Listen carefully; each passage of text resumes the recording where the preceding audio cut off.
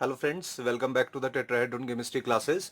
सो guys, अभी आपको मालूम है जैसे कि मॉर्निंग सेशन का जो आपका एग्जामिनेशन है वो अभी अभी कंप्लीट हुआ है CSIR नेट का। और इस पेपर को अगर आप बहुत ध्यान से देखें, सी पर्सनली अगर किसी ने दिया है और रिव्यू अगर आप चाहते हैं तो सबका इंप्रेशन वही होगा जो मैं कहना चाहता हूँ कि पेपर इस बार काफ़ी डिफिकल्ट था। Paper was not so easy but it is rather difficult, especially see if you see your aptitude part, the section A, right? उस सेक्शन ए में अगर आप देखेंगे तो वो सारा का सारा मैथमेटिक्स और आपकी जो फिजिक्स, 12th की फिजिक्स है या 10th में जो मैथमेटिक्स आप पढ़ के आते हैं वहां से सारा का सारा आपका एप्टीट्यूड उठाया हुआ था। ये normal aptitude, reasoning, verbal, non verbal reasoning, इस तरीके का क्वेश्चन पेपर नहीं था।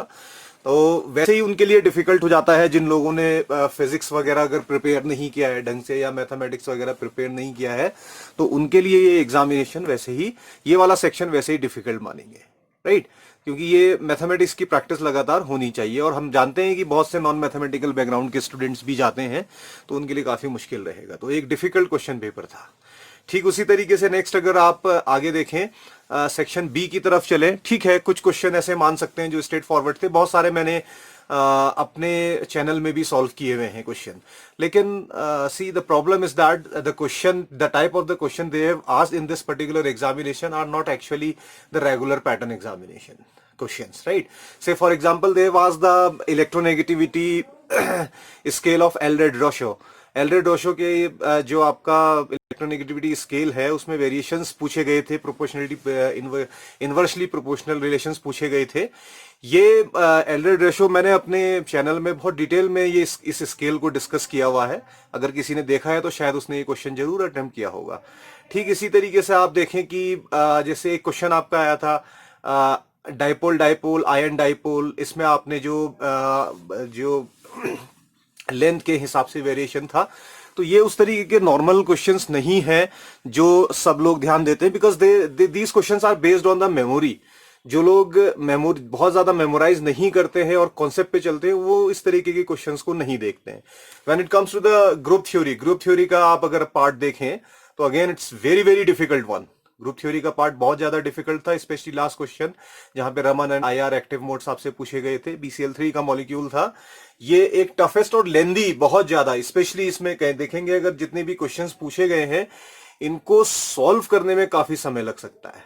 ठीक है, तो डिफिकल्ट रहेगा। हालांकि कुछ क्वेश्चन स्ट्रेट फॉरवर्ड थे, जैसे फेरोसीन का रिएक्शन सल्फ्यूरिक एसिड से आप करवा रहे हैं तो क्या मिलेगा, सिंपल क्वेश्चन। इसके अलावा आप देखें, आपसे कार्बोनेट और सल्फाइट, कार्बोनेट, सल्फाइट और एक स्पीशीज BrF4 नेगेटिव, इनकी ज्योमेट्री पूछी गई थी। ये क्वेश्चन भी मैंने अपने चैनल में आप लोगों को सॉल्व किया है। कोऑर्डिनेशन केमिस्ट्री का एक आध क्वेश्चन था, वो जरूर हमने अपनी चैनल में सॉल्व किए, बट क्वेश्चन पेपर आसान नहीं था, राइट? ऑर्गेनिक केमिस्ट्री के लिए स्पेशली मैं कहूंगा कि डिफिकल्ट ही कहूंगा, मैं इसको भी आसान नहीं कहूंगा, क्योंकि इसमें जो भी सॉल्यूशन आपने निकालने थे उस सॉल्यूशन के लिए आपने बहुत लेंदी सॉल्यूशन बनाने थे।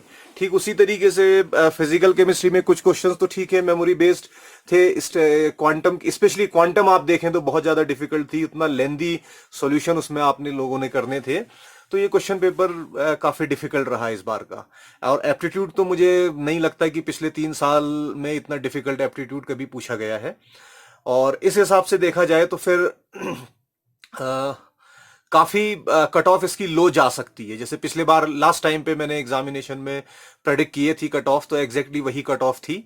और आपको ध्यान होगा कि मैंने ये भी आप लोगों से कहा था इस एग्जामिनेशन के लिए कि ये एग्जामिनेशन कहीं नवंबर दिसंबर में ना जाए, जून वाला। तो वो अभी देखिए नवंबर में ही हुआ है।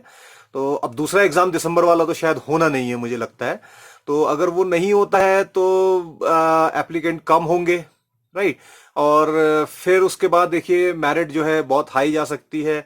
अभी जो आपके साइक्लोन इफेक्टेड एरिया है, आप जैसे TN तमिलनाडु वाला एरिया है, उधर साउथ का एरिया है, वहां भी एग्जामिनेशन में क्या होता है देखिए।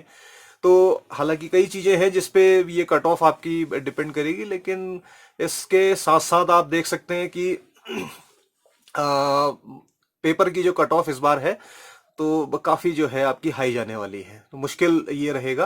क्वेश्चंस की अगर आप बात करें तो ज्योमेट्रिकल आइसोमेरिज्म मैंने डिटेल में अपने कोऑर्डिनेशन केमिस्ट्री पार्ट में पढ़ाई थी। तो इसमें एक कॉम्प्लेक्स आपको दिया था जिसमें रोडियम, हाइड्रोजन और फिर उसमें 3 आपके ट्राई मिथाइल फॉस्फाइन लगे हुए थे, राइट, PME3 लगे हुए थे। तो कितने आइसोमर्स पॉसिबल हैं, इस तरीके के क्वेश्चंस लगातार मैंने जो है अपने चैनल में सेव किए हुए। ठीक इसी तरीके से देखिए आपका N2 पॉजिटिव है, N2 पॉजिटिव के लिए टर्म सिंबल क्या होगा, ये सब क्वेश्चन मैं पहले ही आपके सॉल्व कर चुका हूं। तो काफी डिफिकल्ट क्वेश्चन पेपर था, और क्योंकि समय इसलिए लगा इसका रिव्यू देने में मुझे, क्योंकि जहां मेरा सेंटर था ये यहाँ से 40 किलोमीटर दूर है, तो मैं अभी बाइक से ट्रेवल करके आया हूँ। जस्ट मेरे को टाइम मिला है तो मैं इसका रिव्यू आप लोगों को दे रहा हूँ। और अभी जैसे ही मेरे को टाइम मिलता है, जितने क्वेश्चंस मेरी मेमोरी में रह गए हैं उन क्वेश्चंस को सॉल्व करते हैं, और सॉल्व करने के बाद देखते हैं कि क्या होगा। तो मेरा जो इंप्रेशन नजर आता है, जो मेरा रिव्यू इस क्वेश्चन पेपर के लिए है, एक डिफिकल्ट क्वेश्चन पेपर है जिसकी कट ऑफ बहुत हाई जाएगी। तो अभी के लिए इतना है, फिर देखते हैं कि मेरी मेमोरी में कितने क्वेश्चन है और मैं कितने सॉल्व उसमें से कर पाता हूं, तब मिलते हैं। ठीक है, थैंक यू वेरी मच।